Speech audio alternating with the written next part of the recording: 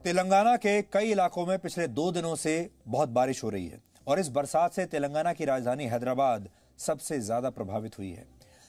भीषण बारिश ने हैदराबाद में 129 वर्षों का रिकॉर्ड तोड़ दिया है। वहां के कई इलाकों में अब भी कई फीट पानी भरा हुआ है। कई जगहों पर गाड़ियां और यहां तक कि इंसान भी तेज रफ्तार पानी में बह गए हैं और तेलंगाना में अब तक 11 लोगों की मौत भी हो चुकी है। इस राज्य में इतनी भीषण बारिश क्यों हुई और क्या इस बारिश से होने वाली तबाही को रोका जा सकता था, आज इस पर बात करेंगे। लेकिन सबसे पहले आपको हैदराबाद से आए कुछ वीडियोस दिखाते हैं। ये वीडियो हैदराबाद के फलकनुमा इलाके का है। यहाँ एक व्यक्ति बाढ़ के पानी में बह गया। वहां की सड़कों पर पानी की रफ्तार बहुत ज्यादा थी। पानी में बह रहे इस व्यक्ति ने एक खंबे को पकड़ने की कोशिश भी की, हालांकि इसमें उसे सफलता नहीं मिली। आसपास खड़े लोगों ने पानी में बह रहे व्यक्ति को बचाने की कोशिश भी की।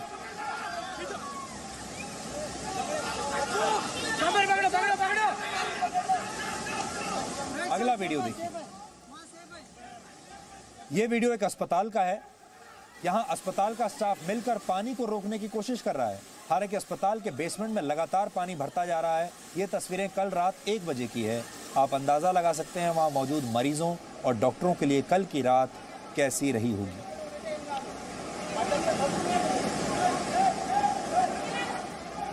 अब ये वीडियो देखिए जहां कारें सड़कों पर बह गई। ये एक रेजिडेंशियल इलाके का वीडियो है। पानी में बहती हुई 3 कारें एक दूसरे से टकरा रही हैं। आप इन तस्वीरों को देखकर बाढ़ के पानी की ताकत का अंदाजा लगा सकते हैं।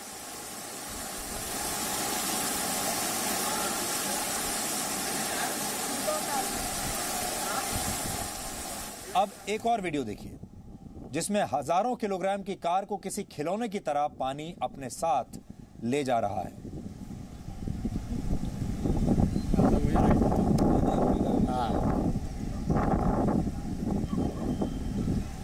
अब ये वीडियो देखिए, इसमें भी गाड़ियां और कार पानी की तेज रफ्तार में बह गए हैं।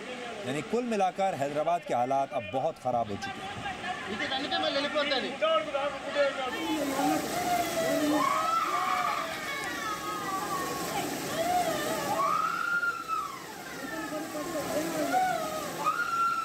हैदराबाद शहर की जनसंख्या करीब 1 करोड़ है और इन लोगों के लिए पिछले 24 घंटे का एक एक पल बहुत मुश्किल से बीता है। हैदराबाद तेलंगाना की राजधानी है जिसे आधुनिक पैमानों पर स्मार्ट सिटी बनाने की कोशिशें की जा रही हैं।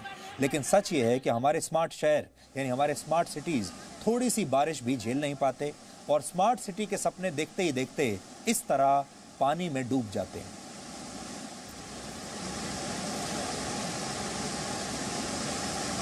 कल हैदराबाद में औसतन 192 मिलीमीटर बारिश हुई है और इस बारिश ने 129 वर्षों का रिकॉर्ड तोड़ दिया है। इससे पहले हैदराबाद में अक्टूबर के महीने में इससे ज्यादा बारिश वर्ष 1891 में हुई थी और उसके बाद से ये सबसे तेज बारिश है। तेलंगाना में बाढ़ से अब तक 11 लोगों की मौत हो चुकी है। हालांकि मरने वालों की संख्या इससे भी ज्यादा हो सकती है। कुछ इलाकों में आज और कल भारी बारिश या बहुत ज्यादा बारिश होने की आशंका है, इसलिए हैदराबाद के लोगों को भी सावधान रहने की जरूरत है। और अगर आप हैदराबाद जाने के बारे में सोच रहे हैं तो थोड़े दिन ये ख्याल भी अपने मन में मत लाइएगा। अच्छी बात यह है कि पिछले कुछ घंटों में हैदराबाद में बारिश रुक गई है। वहां के कई इलाकों में हालात सामान्य होने लगे हैं। हालांकि अभी भी कई निचले इलाकों में पानी निकालने की कोशिश जारी है। तेलंगाना के कई इलाकों में अगले 2 दिनों तक बारिश होने की आशंका है और वहां पर सरकार ने आज और कल छुट्टी की घोषणा की है। ऐसा इसलिए किया गया ताकि लोग अपने घरों में ही रहें, बाहर ना निकलें। बंगाल की खाड़ी में कम दबाव की स्थिति बनने के बाद तेलंगाना और आंध्र प्रदेश में ये भारी बारिश हुई और अब महाराष्ट्र और उत्तरी कर्नाटक में भी ऐसी ही बारिश होने की आशंका है।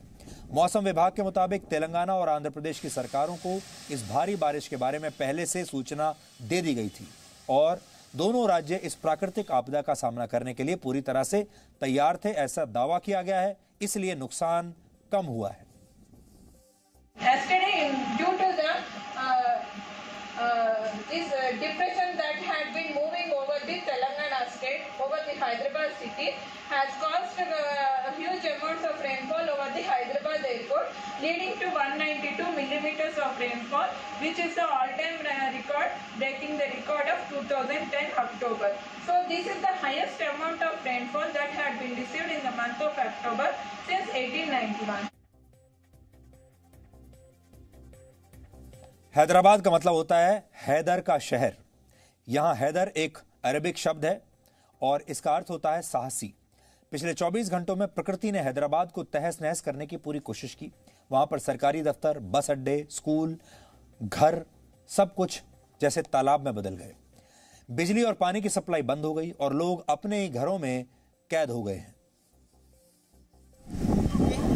तो हैदराबाद पूरा आया, मेन रोड पे जो गाड़ियाँ उड़िया पूरा चले गए थे पानी में 2000 में। उसके बाद 2020 में अभी आ रहा है, तो लोगों को पूरा बहुत तकलीफ है। छोटे के बच्चों के साथ बहुत परेशान है, तो कहाँ जाना किधर जाना लोगों को समझ में नहीं आ रहा। रात में पानी आया, रात में पानी आने से पूरा नुकसान हो गया मेरे को। पूरा एकदम तकरीबन 50-60 हज़ार रुपये का नुकसान हुआ मेरा। पूरे बर्तन पूरे ये वो पूरा चले गया मेरा, इधर से पूरा पानी भर गया। अब कैसा जीना मैं। 2 दिन या 3 दिन कंटिन्यू बारिश होता है ना, जब ऐसा होता है ये पानी जो है ना पूरा ये कुकटपल्ली, प्रगति नगर, वहाँ जो बड़े बड़े जो नाले हैं ना, वहाँ जो जब ओवरफ्लो होंगे ना पानी पूरे इधर आते हैं। ये पानी इधर आने का रीज़न है कि ये प्रकाश नगर वो साइड क्या है, पूरे नाला क्या है बॉटल नेक कर दिए उसको, मतलब छोटा कर दिए। उसके वजह से पानी पूरा वापस इधर आता है। हैदराबाद के बाद अब महाराष्ट्र के भी कुछ इलाकों में भारी बारिश हो रही है। अब आपको महाराष्ट्र के पुणे से कुछ तस्वीर दिखा रहे हैं। पुणे के कुछ इलाकों में पिछले 12 घंटे से लगातार बारिश हो रही है। ये देखिए,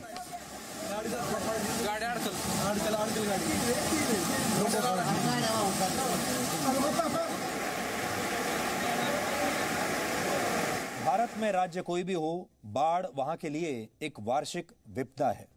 आपने ऐसी ही तस्वीरें बिहार से भी देखी होंगी। ऐसी ही तस्वीरें आप हर साल अलग अलग राज्यों से देखते हैं, असम से भी देखते हैं। वहां के लोगों को तो अब आदत सी पड़ गई है। हालांकि जब भी किसी राज्य में बाढ़ आती है तो उस राज्य के सिस्टम पर बहस होती है, वहां बहुत दबाव भी पड़ता है, बड़े बड़े बयान दिए जाते हैं, नई घोषणाएं होती हैं। फिर भी कोई भी बाढ़ से बचाव का उपाय नहीं बताता। सबसे पहले आज हम आपको बताना चाहते हैं कि क्या हम इस बाढ़ से बच सकते हैं, और अगर बच नहीं भी सकते तो नुकसान को कैसे कम कर सकते हैं। वर्ष 1908 में बादल फटने की वजह से आई बाढ़ से हैदराबाद में 15,000 लोगों की मौत हो गई थी। तब हैदराबाद में 2 रिजर्वॉयर्स यानी जलाशय बनाए गए थे। इनके नाम है उस्मान सागर और हिमायत सागर। बाढ़ पर नियंत्रण के लिए एक मॉडर्न ड्रेनेज सिस्टम भी बनाया गया था। हालांकि जनसंख्या बढ़ने के साथ साथ वहां के ड्रेनेज सिस्टम को अपग्रेड नहीं किया गया। ये आज की जरूरत है। 1950 के दशक में हैदराबाद में 500 झीलें हुआ करती थी। आंकड़ों के मुताबिक इस समय हैदराबाद में सिर्फ 191 झीलें ही बची हैं 500 में से। अतिक्रमण करके 309 झीलों पर अवैध कब्जे हो चुके हैं। वर्ष 2016 में आई Centre for Science and Environment की एक रिपोर्ट के मुताबिक वर्ष 2004 से 2016 के बीच हैदराबाद के 3,245 हेक्टेयर वेटलैंड्स खत्म हो चुके हैं। पिछले 40 वर्षों में हैदराबाद के आसपास कृषि के लिए काम आने वाली जमीन पर शहर बसाया जा चुका है। पहले ये इलाके बाढ़ से बचाव में एक बफर जोन का काम करते थे। कल हुई बारिश के बाद ऐसे इलाकों में सबसे ज्यादा पानी भर गया। भौगोलिक रूप से हैदराबाद दक्कन क्षेत्र में है। यहां पानी प्राकृतिक तरीके से एक दिशा में नहीं बहता, किसी एक दिशा में नहीं बहता, बल्कि कई दिशाओं में अपना रास्ता ढूंढ लेता है। हालांकि पिछले कुछ दशकों से हुए निर्माण की वजह से पानी को प्राकृतिक रूप से आगे बढ़ने का रास्ता अब नहीं मिलता है।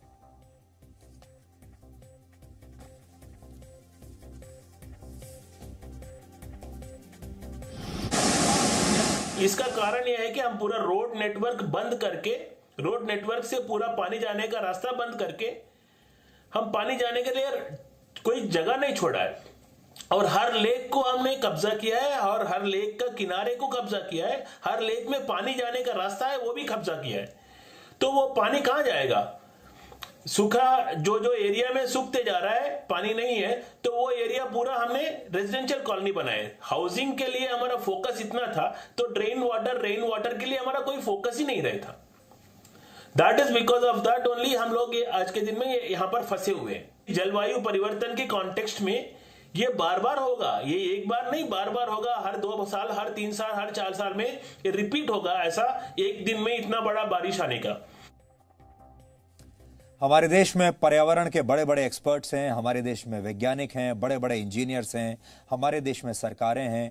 हमने जो सारी बातें अभी आपको बताई, ये सारी बातें हमारे देश की सरकारों को, हमारे देश के सरकारी अफसरों को, हैदराबाद में जो लोग काम कर रहे हैं, चाहे वो सरकार के लोग हों, चाहे कोई और एक्सपर्ट्स हों, ये बातें सबको पता है। ऐसा नहीं है कि हमने आपको कोई आज ऐसी बात बताई है जो सिर्फ हमें ही पता है।